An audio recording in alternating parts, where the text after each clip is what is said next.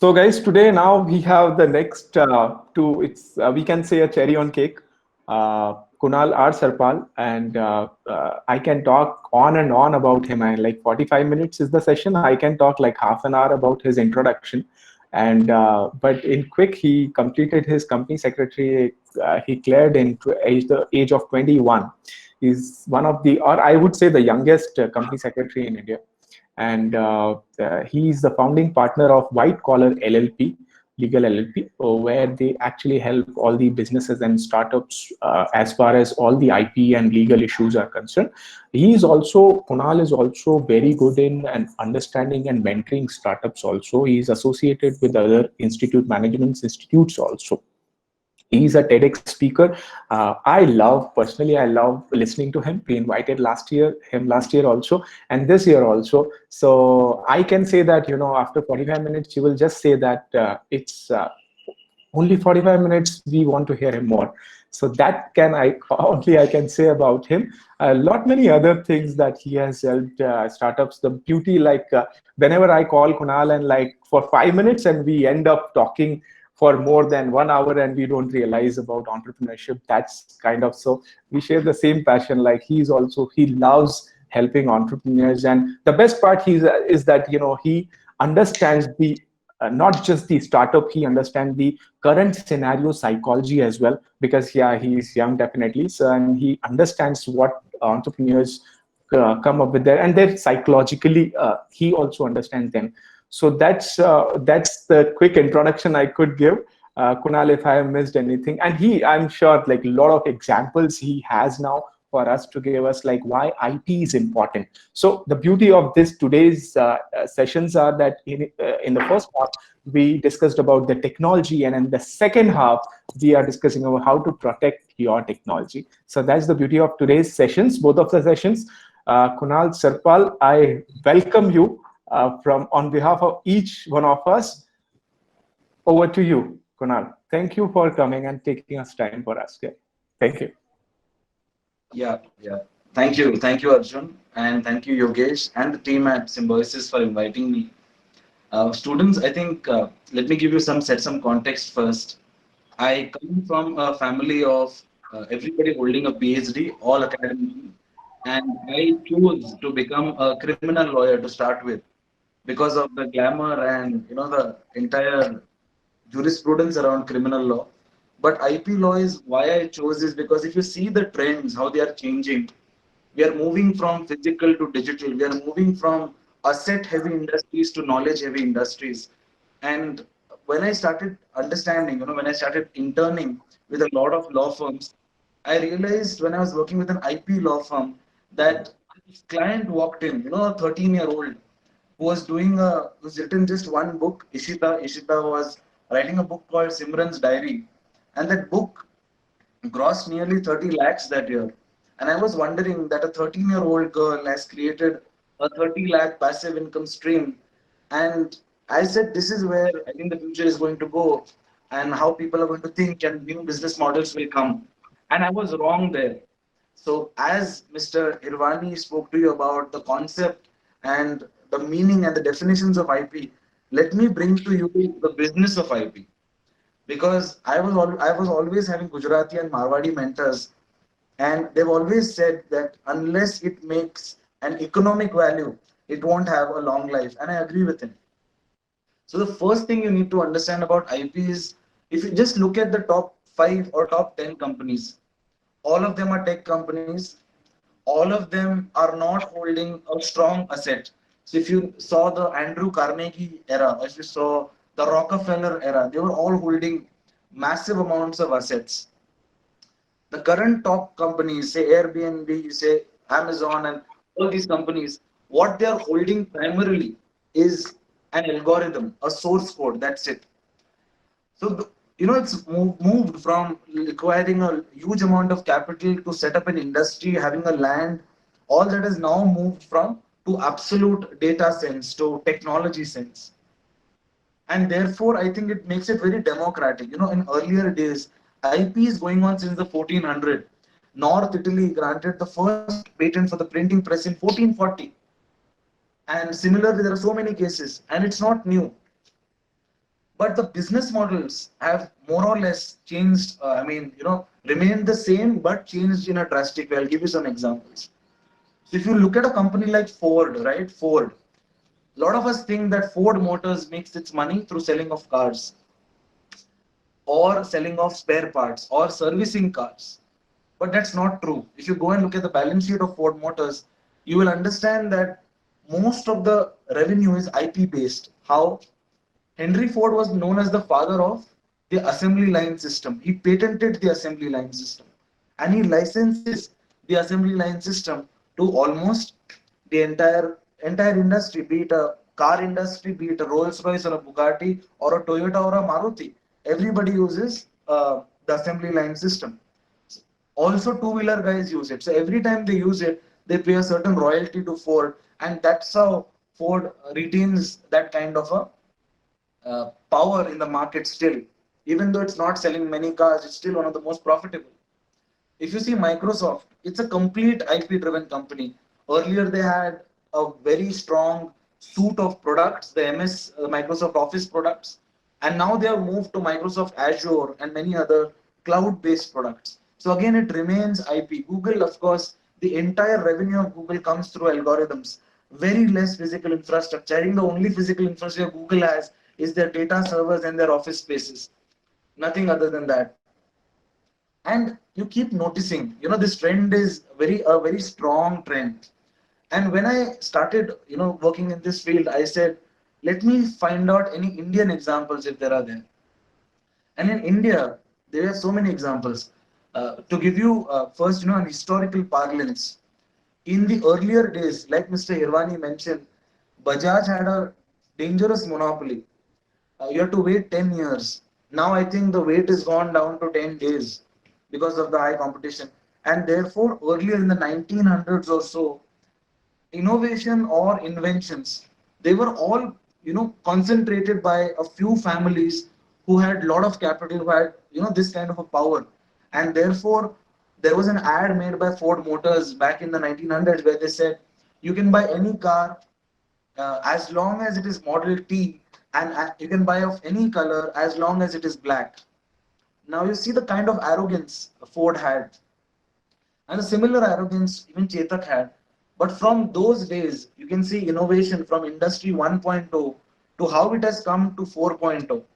Now we have entrepreneurs like Elon Musk who say that, guys, let's all collaborate, pool our intelligence, and create a product. So what Elon Musk says is, we need a better mode of transport, we need a faster mode of transport, a safer mode of transport, and let's bring Hyperloop. And he says that, okay, guys, I am okay with the idea of Hyperloop, but I don't know how to execute it, because a device or something traveling at that speed, if it turns, if it shakes, it's going to be a massive issue. So he invites the brains of the world to come collaborate and come to a solution. So if you can see, we have gone from a closed innovation culture where only a few large 3 or 4 players did it, to an open innovation culture where you're inviting everybody to come and collaborate and do stuff. And therefore, I think Elon Musk recognized that the best team that had come was from IIT Madras, which gave the best dolphin design to the pad, the hover pad, which was used in the Hyperloop. And this piqued my interest that if it's going to an open innovation culture, it's going to be fantastic. Some examples that I'd like to put before you is one which again I think it was touched upon, that innovation does not mean filing for a trademark or filing for a trade copyright or a patent. It also means creating a product out of it, taking it to the market and realizing some monetary value. The best example to study this is to study Nikola Tesla and to study Thomas Edison. Nikola Tesla brought in a huge number of inventions. In fact, I would say in terms of a brain power, he was better than Thomas Edison. If you see the kind of papers he has published. But where he lacked was, he filed patents and it was a CV item, it was on his wall. He lacked the capacity to make it into a product, to raise finance for it, to take it into the market, to sell it, to realize value. And that skill is equally important as much as the skill of invention. What Edison did was, he created a company. He created products out of each invention. He gave them a brand name. He created a marketing strategy. And in the end, today General Electric is one of the largest companies which was founded by Thomas Edison. And there is no company called Nikola Tesla. There is a company called Tesla, which is an attributable name that Elon Musk gave to the car company. But what I'm trying to say is the knowledge of IP or the skill of IP is useless without the skill of a business acumen, right? If you can't take it to the market, if you can't realize value on it, I mean, it will be good. You'll be invited to present papers, but there will be no economic value. And according to me, like I said, if there is no economic value, the life is very short. Now, the person I'd like to discuss very interestingly is a person called Dr. Devi Shetty. You should go and read about this gentleman. He's a cardiovascular surgeon. He runs a hospital called Narayana Rudalaya, one of the most fastest growing, biggest chain of cardiologists and heart surgery. What is unique about him is he does a angioplasty or a heart surgery in 10 rupees. 10. And this is one of the best examples I give as to how innovation need not make everything expensive like Apple. It can make it very cheap. So what he did basically to just cut the chase was he applied Ford's assembly line car making technique to the heart surgery technique. So instead of operating on one person by four doctors, you operate on 30 people, one by one by one. You rent a huge wedding hall, put horizontally beds, and then you, like a Justice League, right? One anesthesia specialist, one surgeon, all these guys enter and they do the surgeries. So in 3 hours, where they did one surgery, now they are able to do 30. They are able to subsidize the cost. They are not a charitable outfit. They are not a non-profit outfit, and they are earning great money because that he has registered this technique of assembly line heart surgery, and he licenses this to John Hopkins and many other hospitals who pay him a license fee every time they use his technique. So what Dr. Devi Shetty nicely did is he subsidizes his technique for the poor at 10 rupees, and he charges it high to earning hospitals like John Hopkins, where you can charge $1,000 per use of technique. And I think this is a very good Robin Hood philosophy that you can apply if you have that kind of IP. Another example, a funny example I would give you, is again one of my favorites, is I had a student who I used to teach at TIS. I was a visiting faculty with them. And there I met Mr. Vandit Kumar, whose father Ved Pal had written the Nirma jingle, washing powder Nirma. It's one of the most popular jingle, and it's not been changed. If you have noticed, it's the same since the 1965 till today. It's the same. Now, because he was, comparatively very good with international IP laws, he decided to license this song to Nirma, to Karsan Bhai Patel, at 5,000 rupees every month, every year, and 10% escalation. 10% escalation every year, just like rent. This was in 1965. The life of a copyright, as you understood, is 60 years after the death of the author. Mr. Vedpal is still alive. 60 years is yet to start. Today, that amount from 65 to 2020 has grown to more than 10 lakh rupees per month. Now, what I'm trying to say is one jingle written in 1965 is fetching him more than 10 lakh rupees per month because Nirma is still using it. If you see Sholay is still earning 6 crores rupees for the Sippy family every year because it is seen every year. We all watch Sholay. Lot of few entrepreneurs have realized this, that IP is like not killing the hen that gives golden eggs. But a lot of singers have not. Lata Mangeshkar today is going through a financial crisis because she took a lump sum amount for her song. She took 5,000 rupees. That time it was a big amount. But today she's going through a financial crisis. I understand this through a lot of clients I work with who are into the music industry. Now, if Lata Mangeshkar, instead of selling her songs, would have licensed her songs to T Series, to Shemaru, to Tips, to Saregama, whatever, she would have been a millionaire still. Just like Michael Jackson was a millionaire still and still comes in the top 10 richest in the world, even though he's dead since 10 years. Why? Because he did not sell his music, he licensed his music. If you look at Justin Bieber, Selena Gomez, Taylor Swift, all of them never sell their music, they license it. So the Western culture is very strong and very protected about their IP culture. We are not. We still want one lump. Singh still wants 1 crore for a song. He does not want, percentage fee. And that is a mindset shift we need to bring. Before giving you more examples, let me again take you on, in terms of some misconceptions around IP. The one misconception is that innovation is IP. No, innovation is not IP. Invention is IP. The difference between innovation and invention is this, that innovation is you build on top of something, and invention is you build something from the ground up. If you understand this distinction, lot of your time, money, resources will be saved. So it is for inventions, not for innovations. Number one. Number two, IP does not mean that you have to replace the horse with the car. It does not have to be revolutionary. It can be something as simple as this, that we are not understanding when the stapler pins are over. So one customer called Kangaroo and said, why don't we paint the last few staple pins yellow? So when it comes yellow, I know I have to change it. Such a simple idea. Kangaroo implemented. He is now a millionaire for that stupid one suggestion that he patented. So again, IP does not mean that you have to be revolutionary. It can be small changes.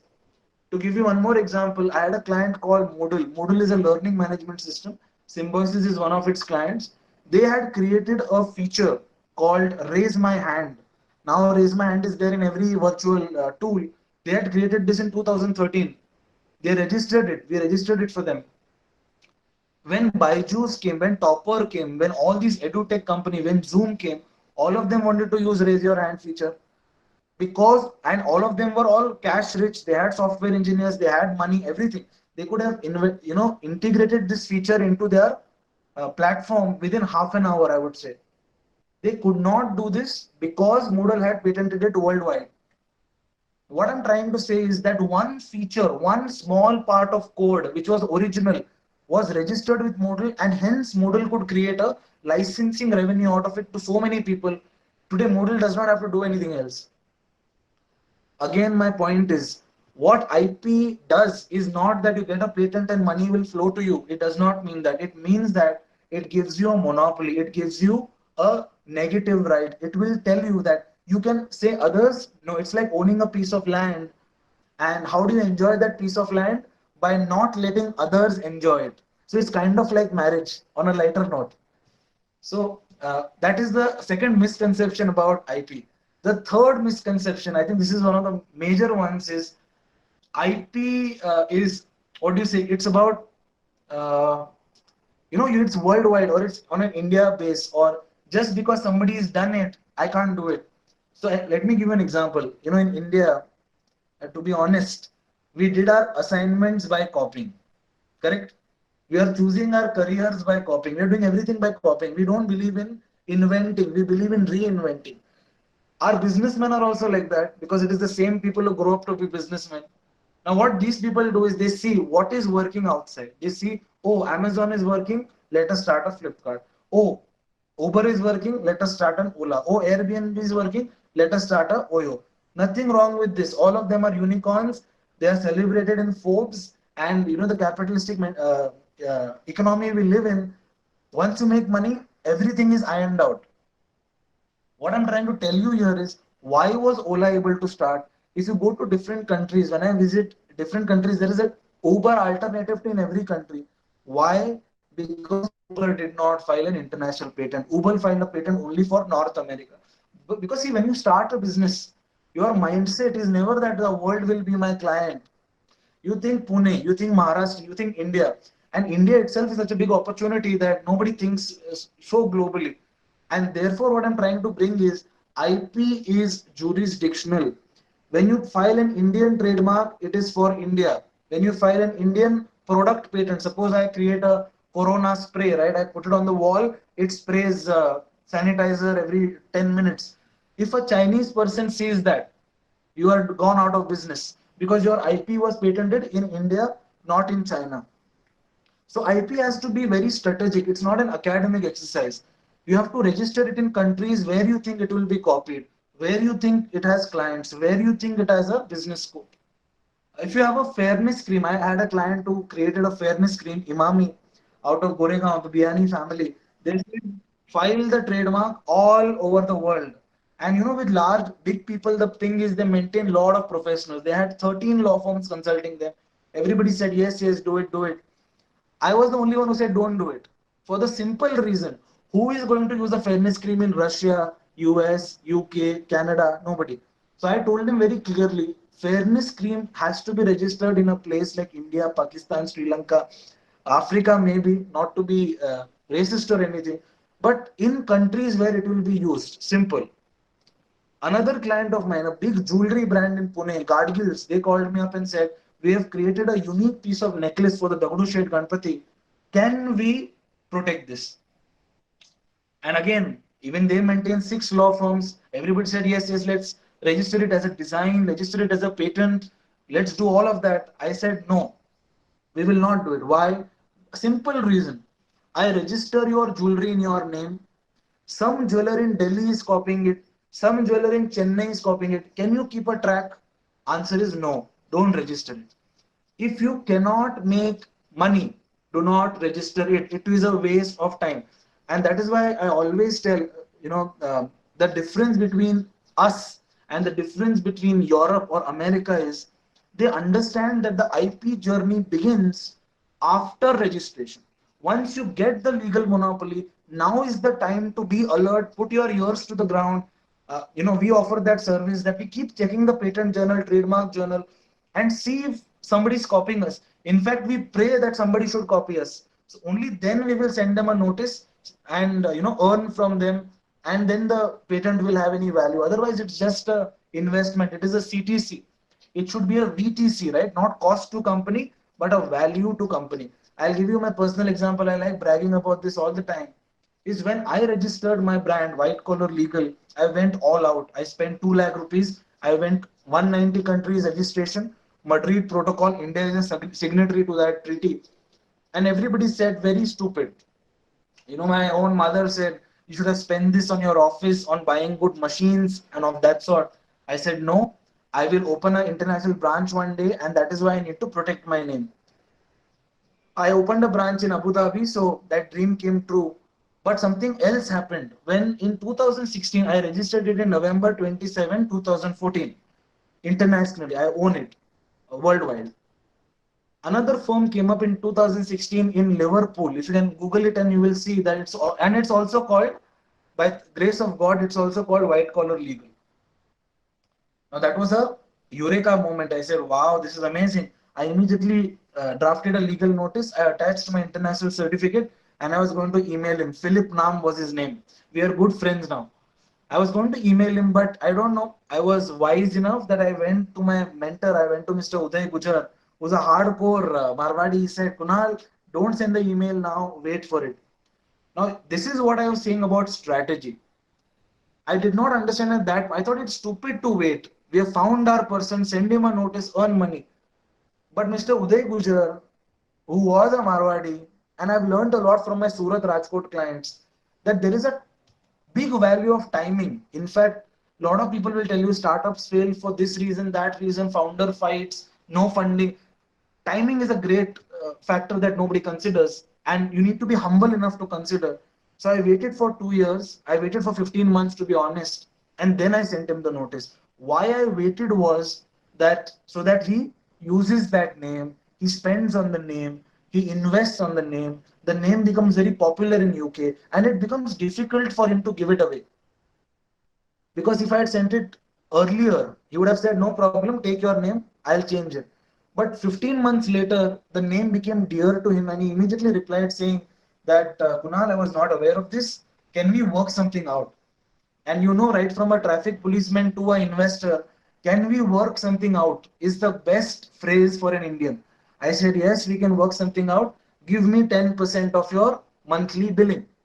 And typically, he also, I mean, humans are same everywhere. He said, no, no, 5%. Then we agreed at 6%. And 6% of his monthly billing comes to me for him using my name, trademark, international trademark. 6% is a good amount. He bills in pounds. I pray to God every day that his blessing should be for Philip and not for me. Because as long as he's doing well, I will do well.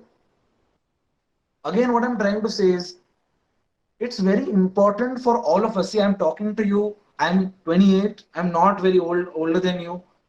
We have to create a passive income source, all of us, to exit the rat race of paying EMIs, bills, and all that. So that only when you exit the rat race can your creative mind start functioning. Otherwise, you are in that rut. You know, the house and car and all that stupidity will kill you.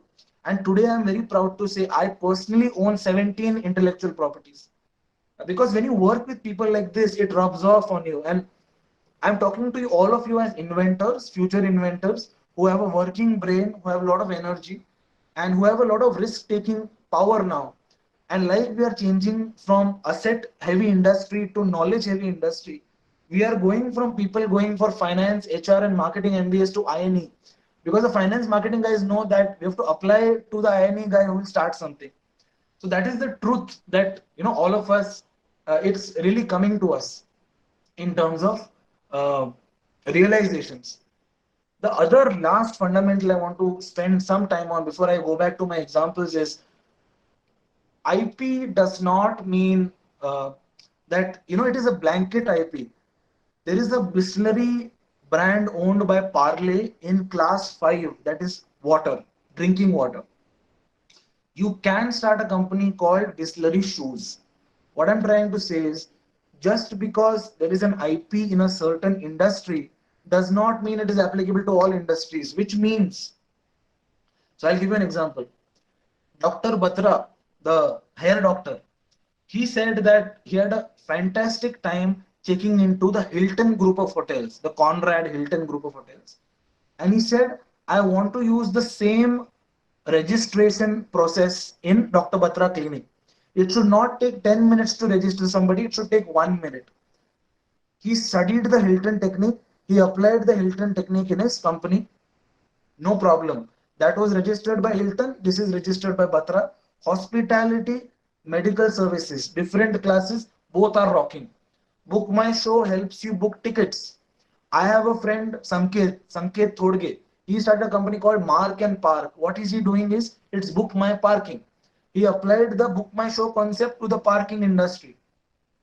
Different concept, same idea, no problem. So intellectual property works on a class basis. So that's very important for all of us to understand very well. And lastly, I think you should also understand, is a bonus point in giving you, is everything has an expiry date. Patents expire in 10 years, trademarks in 20 years, copyrights in 60 years. Why this different time zones is also because a book like Wings of Fire, right, written by Dr. Kalam, it has a long life. Your grandchild will also read that book. A movie, Shawshank Redemption, it's timeless. People will watch Shawshank Redemption 50 years from now. But what about the phone? I'm actually currently talking to you with a One Plus 7 Pro and all that. It is already outdated. It is a less than 6 months old phone. So that is why you have to understand patent life, trademark life. They are very proportionate to how fast they will get outdated, and therefore you need to have a very strong, fast, urgent monetization strategy when you get any kind of an IP. So the typical IPs every entrepreneur will get. So I think Yogesh told me this very well when I first met him and I addressed the INE batch, that nobody comes here for placements, and that's a beautiful thing, right? Because my mother is into the CBSE board, she's one of the advisors. She says that the major difference in our education and the Swiss education or the Israeli education is they are proud to say that we have zero placements this year. Everybody started something, or they have a Montessori method where students are free to choose how they will distribute their time, what they will learn, how they want to give the exam, whether it wants to be an open book or whatever. And that is why if you see, the most innovative country in the world is not the US, it is not Japan, it is not Germany, it is not the typical innovative companies that we thought, or the rich companies, Russia. No, it's not Russia. It is Switzerland, the most innovative country. Why? One, because they have built a culture. They tell their public, guys, do not focus on your bills, your healthcare, your education. We will take care of it. Focus on solving problems. And even today, companies like IKEA, which are the most innovative, are Swedish, not American. America has just become very good in creating a story and attracting all this talent to US. and that's why you see them there. And most entrepreneurs honestly go there for raising money, because it's a very hardcore HNI and wealthy economy. That's it. But backgrounds are all Swiss and Israeli. I mean, if we had enough time, I would spend a lot of time explaining both the models to you, because I don't want to digress much. So the typical intellectual property every business kind of has is one, your name. Like I said, white collar legal, my name, Phillips. So every time we buy something, we buy usually branded stuff, right? Unless we are on a very shoestring budget, we always go for brands. Brands have a huge value. In Pune, we have Chitle brand. The brand itself, the name itself costs 250 crores. So if you want to buy Chitle, you have to pay 250 for brands.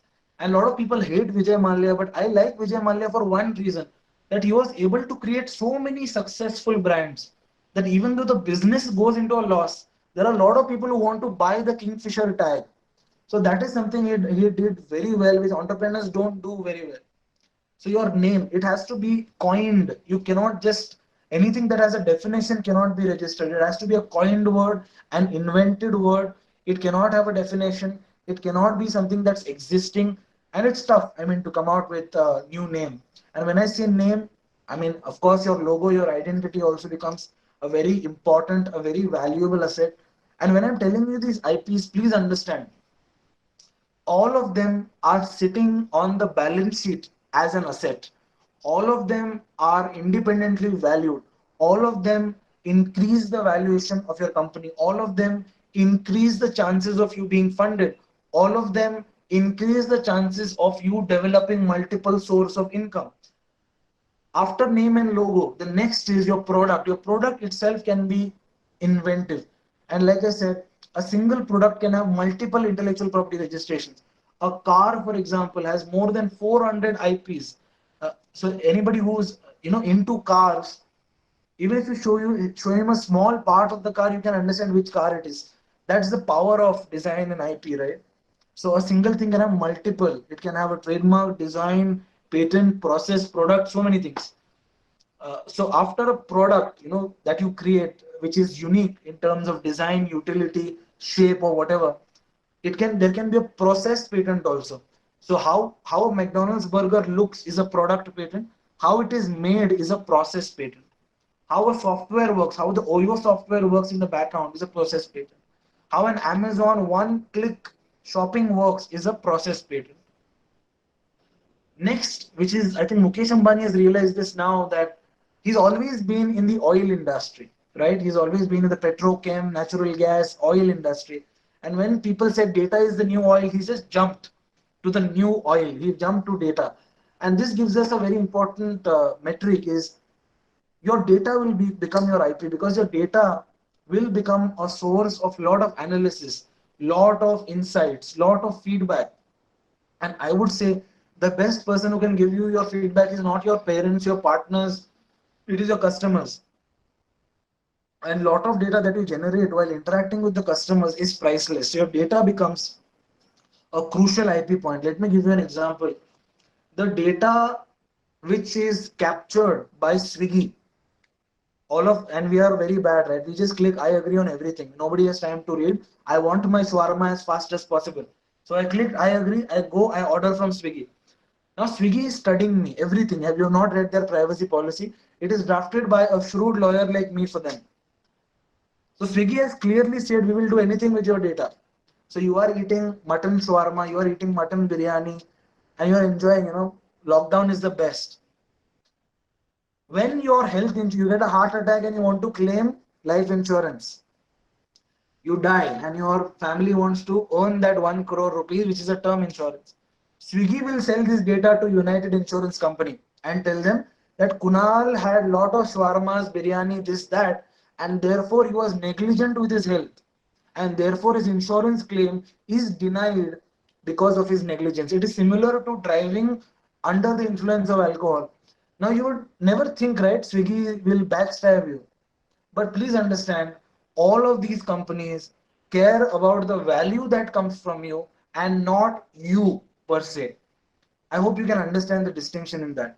and therefore data becomes very critical. There was a case in the US where a person's Amazon Alexa recorded lot of information about a person and then passed it on to his dental insurance company and told the dental insurance that okay, this person is not flossing and brushing twice a day, therefore you cancel his dental insurance. It's amazing, right, how data flows.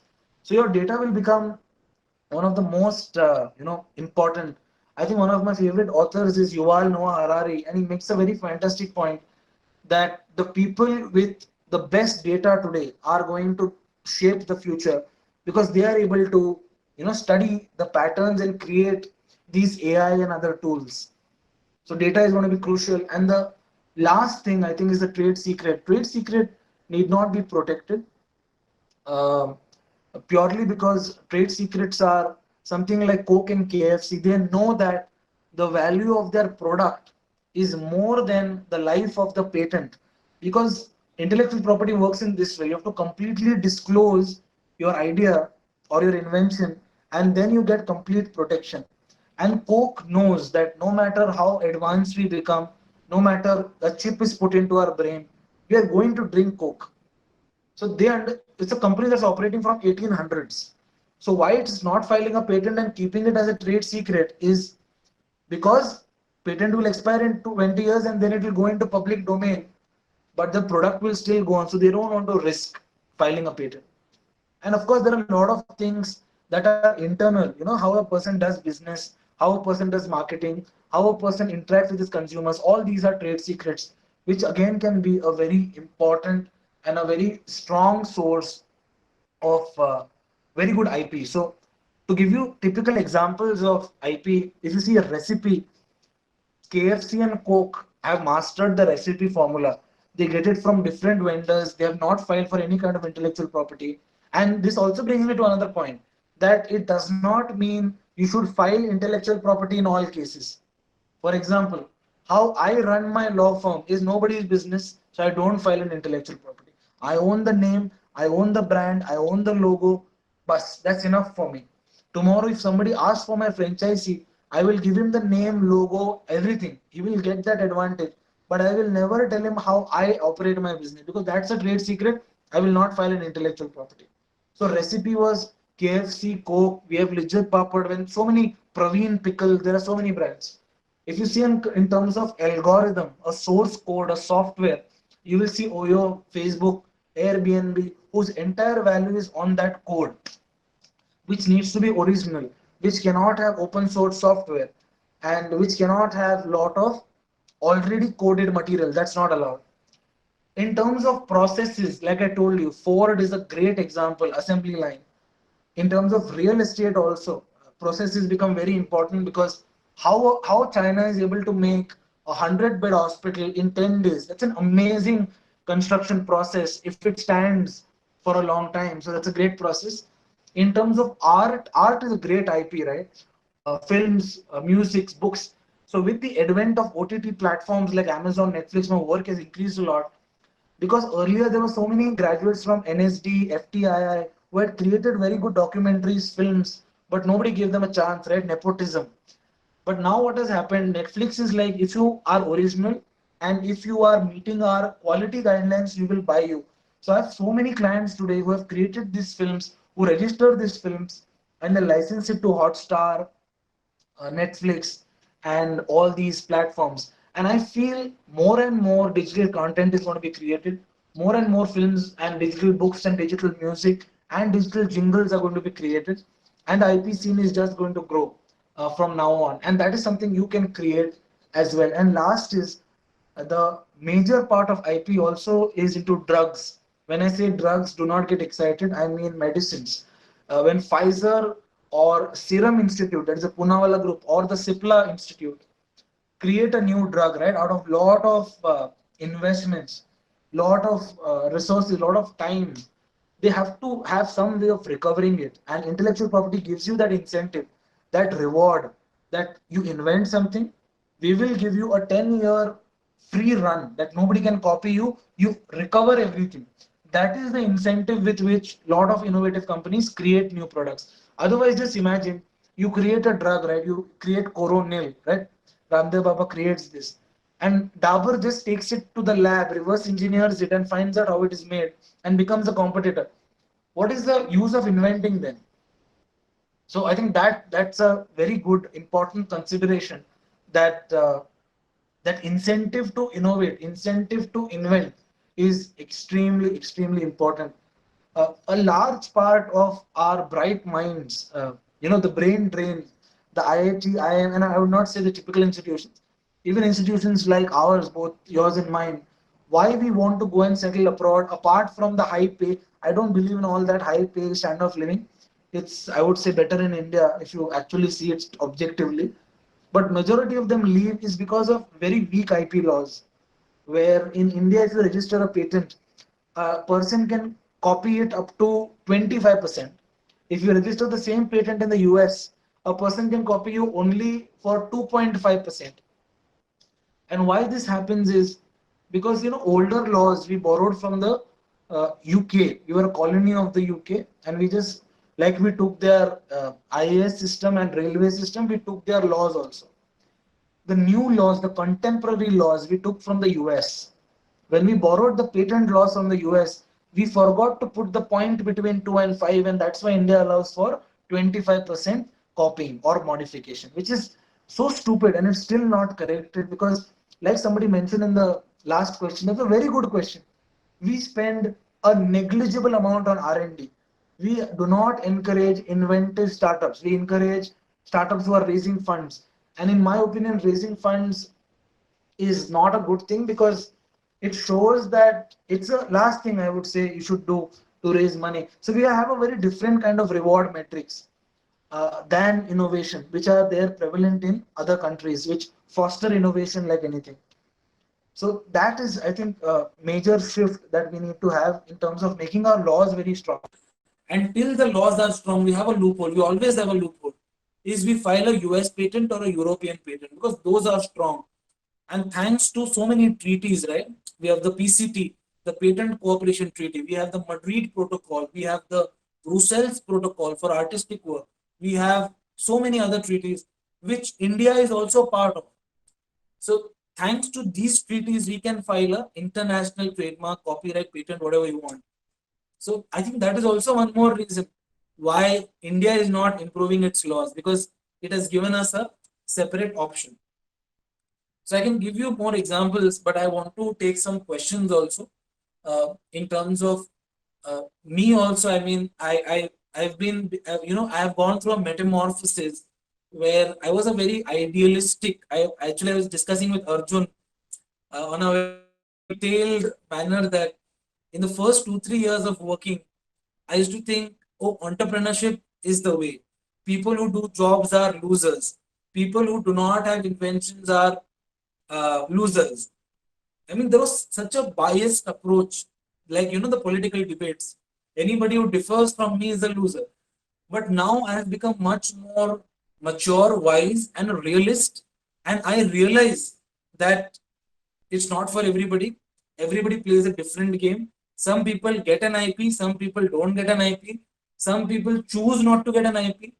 Some people strategically get an IP without disclosing. To give you an excellent example, I was filing a patent for a very large chemical company, German-based BASF, and we did the patent. It was a spray to, anti-rust, anti-corrosion spray. And once we drafted the patent, we went to the managing director for a sign off, and he was so smart, right? He said, and me, the chief R&D, their chemical engineer who was from VGTI, very senior, and we went to the managing director and he said, please approve. And he said, guys, I think you should add so much zinc and so much bauxite to this. And both, his staff members got very angry. They said, what the hell? Zinc and bauxite have nothing to do with this invention. At that moment, he made a point which blew me away. He said, you know that zinc and bauxite don't make an addition. I know that zinc and bauxite don't make an addition, but the competitor does not know it. So when the patent application will be published, everybody will be confused. So that is when I also realized that drafting a patent application does not mean you take a truth pill and you disclose everything. You can get a patent without disclosing everything as well. In fact, tomorrow I'm doing a national workshop on intellectual property on patenting, and I'll share the link with Arjun. I mean, interested people can attend. It's a free workshop where I'm going to talk about the practical aspects of IP. You know, how you actually file it. And in most cases, you don't need an advocate. Of course, for expertise, you do. But in most cases, I mean, once you understand the game, you're good. I mean, you don't have to do much. So, with that, I want to spend some time taking questions. On a parting note, again, I would like to thank Arjun Yogesh to invite me because I am a little brash and a little honest. And I'm happy that there are institutions that welcome frank, honest, and a realistic perspective to the entrepreneurship world, where 9 out of 10 startups fail, where it's a tough industry to be in, and that is why it's rewarding. If it was easy, if everybody could do it, we would not be celebrating Narayan Murthy today. So I think it's good. I am happy that I'm in a space which is cutthroat, where everybody is out with a big machine gun, and you just make your machine gun bigger. You take a bazooka 5 years down the line, and in some cases you just collaborate. So you learn. I mean, let me not spend more time. If you want to learn more about IP, I recommend this blog written by my professional mentor, Mr. Shamnath Bashir, who is no more, but the blog is run by very competent people. The blog is called Spicy IP. Okay, it's very good. The latest judgments, the latest deals, everything about IP you will find here. And I would also request both Yogesh and Arjun to share my email ID with the students. Any questions, I am happy to answer. I have a policy in my organization. I do not charge anybody under 25 years of age. No charge. So that is my way of, what do you say, promoting entrepreneurship among the youth. So with that, thank you very much for your patient hearing, and I open it to questions. Great, great, yeah.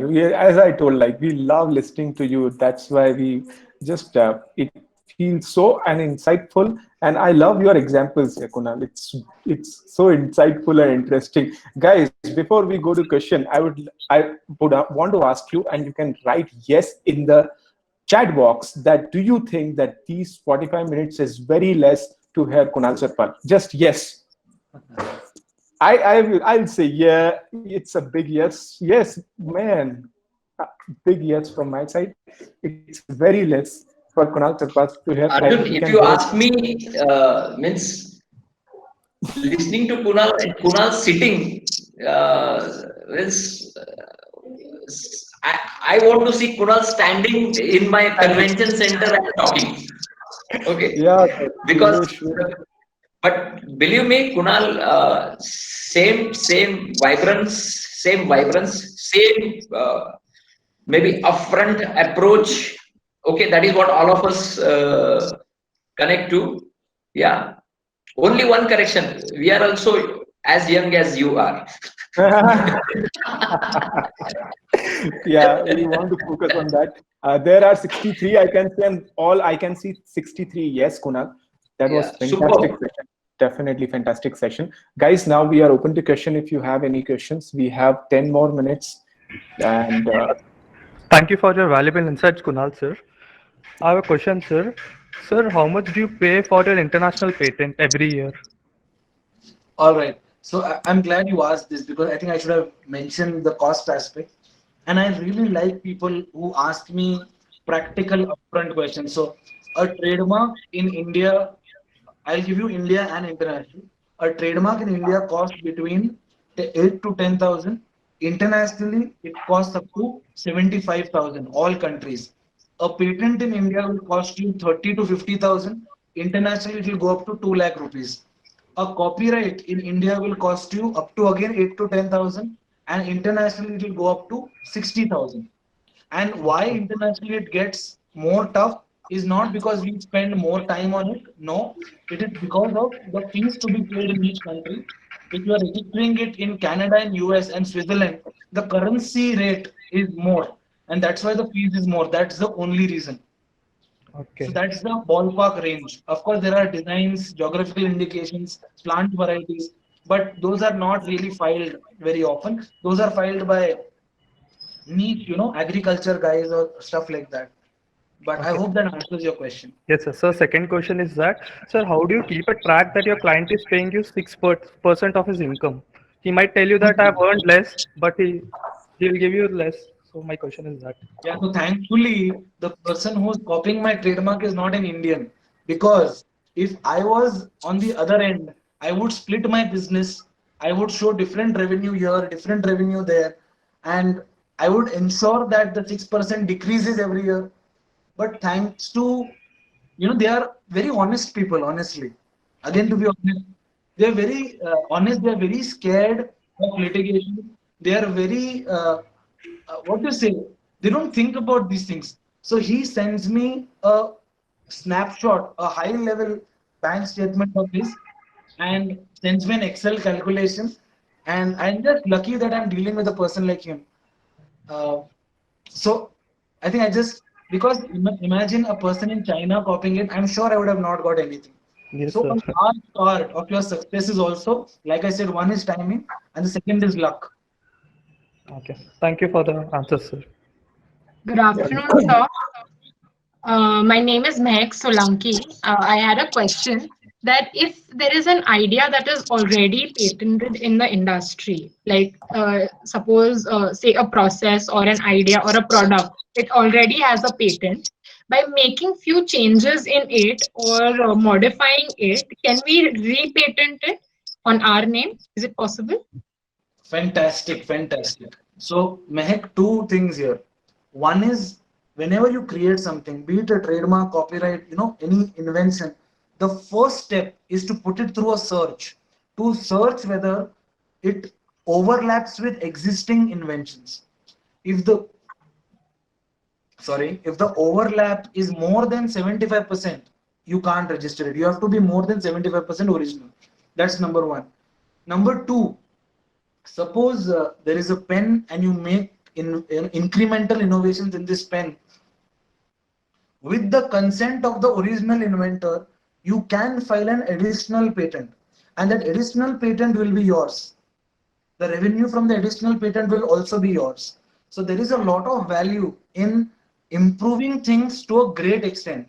So if you improve things only by uh, innovation standards, no use. You have to invent a improvement, if that makes sense. Okay, sir. Thank you so much. Hi, sir. Good afternoon. This is Kalyana Krishnan here. Kalyan, 1 minute. So Mehak, one more point I wanted to make Yeah, is sure. the in search process is not very easy.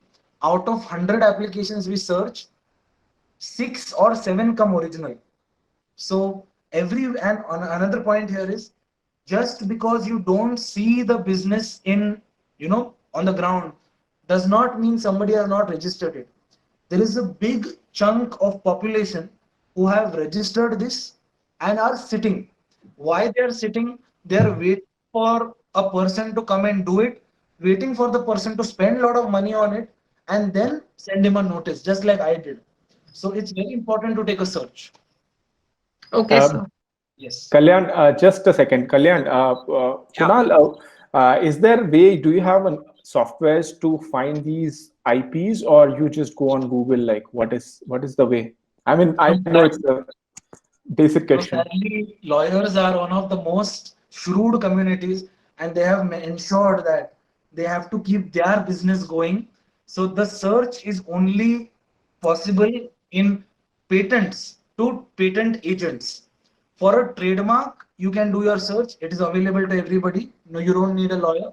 But again, you have to search in the right class, in the right categories.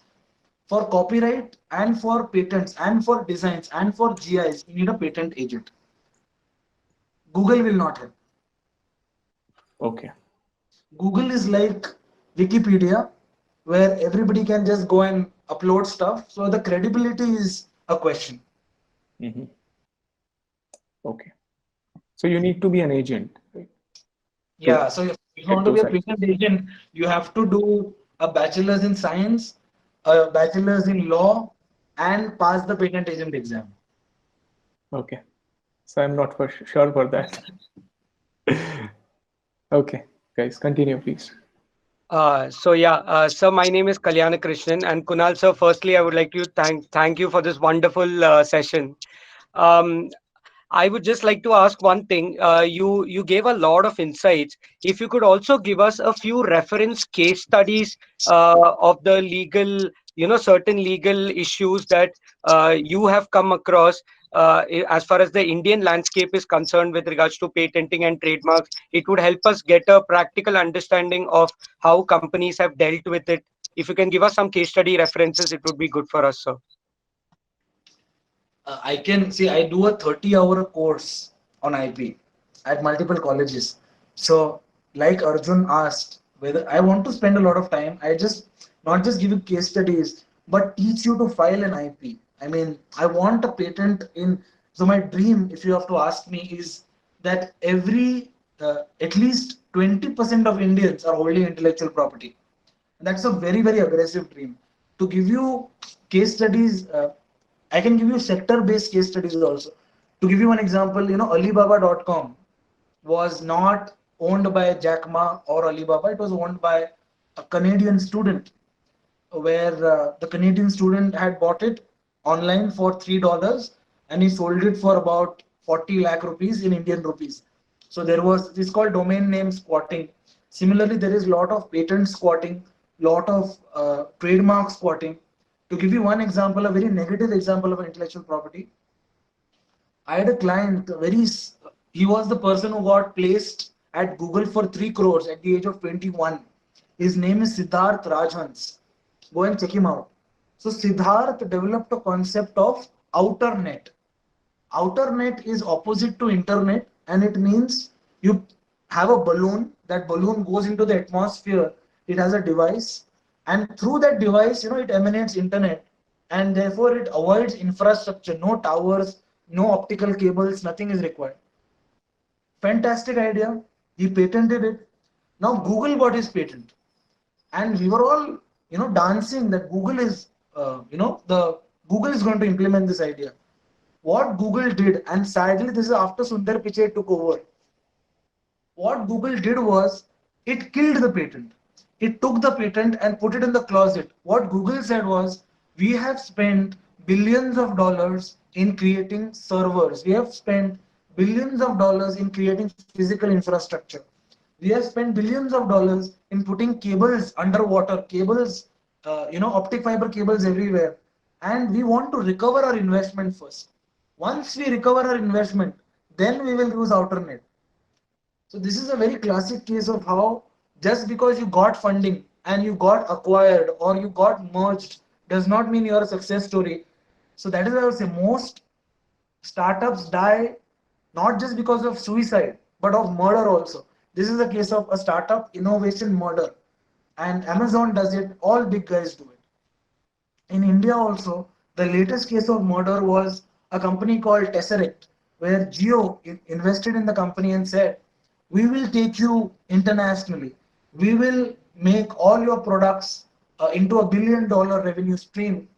And when the products were actually brought before the Geo team and the board, they killed all the products and they only furthered those products that further their business. So that is why you see Geo Glass. It is completely developed by Tesseract, which is a startup. So, I mean, that's what I mean. In Kalyan, I can just go on and on about both positive and negative case studies in the IP field, but I think let's reserve it for a longer interaction. Sure, sir, sure. And we would be glad to have more interactions with you. Thank you so much, sir. Yeah. Hello, sir. This is Shreya. So my question to you was, how well do you think royalty deals work when it comes to patent? Like, for example, right now you suggested that Google bought a patent, but there are a lot of deals where a lot of royalty deals happen. And how efficient do you think it is, and how well do you think it's going to work out in the long run? Brilliant question, Shreya. Another point I miss sharing, and that's the beauty of questions. You can target my conversation. One of the very important considerations about IP is it is not a B2C game. It is a B2B game. Let me give you an example. I am Chetan Bhagat. No, I am not Chetan Bhagat. I am J.K. Rowling and I write Harry Potter. There is a person selling Harry Potter on Hinjewadi in the signal. I can't sue him. I can't take him to court. I can't have a royalty agreement. If Crossword sells my book without my approval, I can sue Crossword. So it is a B2B game. So the person who uses your IP, who infringes your IP, should be a big fish, should be a big company who responds to notices, who responds to litigation, who responds to a court order. Simple. Therefore, in terms of royalty deals, they work only when the party who's copying you or infringing you is big enough. And IP courts are, sorry, they used to earlier go to civil courts, right? IP matters used to go to the trademark registrar and the controller of patents, and from there the appeal used to go to high court. But thankfully, now we have a IPAB, we have the Intellectual Property Appellate Board. The beauty of a tribunal as opposed to a court is court takes 5 to 8 years to come to a decision. A tribunal takes 6 months. I have won, lost, fought more than 250 cases till date, and I have just got 6 7 years of practicing experience. Whereas my friends who got into criminal and civil litigation, they are yet to win or lose their first case because it takes a long time. So I say royalty deals do work. Royalty agreements, once you are into them, are enforced strongly under both contract law and IP laws because we don't go to courts. It's very, very fast. And to give you one example, one of my clients, Sanket Oswal, developed a Bluetooth chip. At airports when you land and you want to collect your bag, so the chip sends you a message, Bluetooth message, NFC technology. It's a combination of a lot of them, and it gives you a missed call that pick me up. So his logic is that you don't wait or fight for your bag. You read a book, you talk to your friend, you do whatever you want, and when the bag comes, it will call you, go and pick it up. This simple bag technology was bought by Etihad Airways. Etihad Airways promised Sanket's company a 0.50 paisa, 50 paisa per sticker. Now you must be wondering, Shreya must be thinking, why am I talking about Sanket and 50 paisa? It is because Etihad Airways is the national carrier of UAE. It is a profitable company. It has 12 lakh passengers carrying 3 bags. 12 lakh into 3 bags into 365 is the number of stickers they want. Is it a good revenue model? Yes. Is Etihad paying us? Yes. If they don't pay us, can we sue them? Yes. Can we win if we sue them? Yes. I hope that answers your question. Yes, sir, it does. Thank you so much. Your session was really well, really, really beautiful. We'd love to have more sessions with you. Thank you. Definitely. Hello, sir. Hi, sir. Okay, go ahead. Oh, you can continue. Okay. So, first of all, I wanted to thank you to help me get over my fear of public speaking when I was in flame. Oh. So my yeah. So my question to you is, how did you attract such big customers when you were in the initial stage? Because you took names of Himani and Gadgil and everyone. So how did you create trust in them to, because there are so many law firms doing this, and what was different in your firm that they came to you for this? I think Arjun, we need a separate session on my ontro thing also. But since you've asked this is my trade secret. This is my trade secret. I don't usually tell this, so keep it between us. There are only 70 of us, so don't worry. So, Simran, first of all, nice to see you again. I could not place you through your name, but good to meet you again. How I built my practice. So we are about 60 of us today, and we are into 4 offices. And we are really lucky. Paytm is our client, Thyrocare is our client. Later on, the clients come through word of mouth, through references. And the best part is, a lot of the work we do. If you go and see the trademark journal, you will see Kunal Sarpal coming again and again. If you see the patent journal, you will see white collar legal coming again and again. So the industry finds out that who are the guys who are filing the most, and you get the work accordingly. a lot of our clients became small clients, became success stories. We worked with students at the age of when I was also 22, he was also 22. As I grew my practice, he got a lot of funding. And one thing I've seen, when you help people genuinely, they keep taking your name everywhere. So whenever my clients got a TED talk or an interview, they kept saying Kunal helped us, White Collar helped us. That gave us a lot of mileage. I did a lot of articles. I wrote a lot of articles on a lot of websites, which gave me a lot of mileage. I was a very good public speaker, so I spoke very well at conferences. I started becoming a visiting faculty with a lot of colleges, like I met you guys. So I think it is a combination of a lot of things. I can't pinpoint one thing. And I think one thing I can pinpoint is I was a good student in my later journey. In school, I was useless. Early college, I was a duffer. But in later on in my law education, my CA, CS education, I was very good. So that sincere student, I got a All India 24 rank. So that really, people started trusting me that a person who can get a good rank will be a sincere person. So I think it's a combination of all these things. Great, great. Yeah. Guys, we are running out of time. I believe we can take one more question. I know we are already actually shoot out the time, but one more last. Hi, sir. So I wanted to ask about there was this recent case of Maggie and Nestle related to the magic masala thing, and same kind of with Crocs and Bata, whether a design can be as a trademark or patent. That was my question. So they both the cases were related to that. A design has a separate category in itself. When a design typically means what? It means the look and feel, nothing else. It does not talk about utility, it does not talk about a function. So both, see, Crocs is a big company and their shape is patented and all that. Yeah. But it's very easy to identify a Crocs just by looking at it also. You don't have to wear it to understand. Similar to Skechers and many others. So I think I am not sure with the exact case, but if it comes down to a design dispute, it will be the person who filed first. So in patents and designs, the inventor is the person who files first, not who invents first. That's a very Yeah, so important principle rule. they had this issue whether the design can function as a trademark. So that was the thing with Crocs and Bata. So to answer that specifically, no.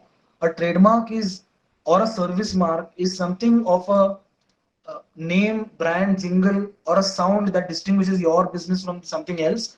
A design will not come under a trademark because it has its own category. So you can have a trademark and a design on a same product. Okay. Okay. Thank you, sir. Welcome. Great. So we can see, I am sure like students will be having more questions. So I guess they are also asking Kunal that when you have the session today or tomorrow, they would like to join that session you mentioned about. So if you can give the link. I'll share it with you, Arjun, on WhatsApp. Okay, we'll do that. We'll share with the students. When it is exactly? Tomorrow, today? Tomorrow, 11 a.m. Tomorrow, 11. Will be a YouTube live section. Around 900 people will be joining. Siagat Institute is leading it. All Siagat group. Okay, okay. Great. Great.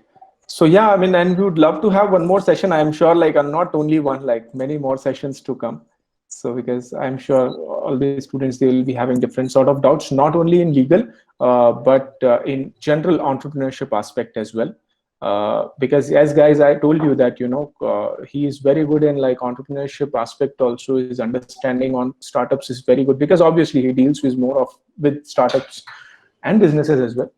So that's it. One thing I felt, now students are confused, Kunal. I'll tell you why, because, the first session we had on technology, so they wanted to become tech entrepreneurs now, and now they want to become a IP lawyer. So it's, you have actually, IP is the subject. I don't know. It's very interesting to students, honestly. It's just for knowledge base, but you have made it so interestingly by giving so various aspects and various examples that now it looks so interesting also. And the moment you say that you can have the economical and you can make money out of it, then obviously it has a long time and long lasting. What you said, that's very interesting. So that's why it got our attention for 45 minutes. Great, Kunal. Thank you so much for joining us, for your time. Most welcome. Thank you so much. Thank you. Actually, Kunal, we would like to see you maybe whenever the campus opens for the visitors and students. It will be great to see you again, like put that auditorium room on fire. Yeah. Yeah, and I can say that Kunal is more handsome when he is in front of you. Thank Yeah, you. definitely. Great. Thank you so much. Thank you. Thank Bye. you. Thanks, guys.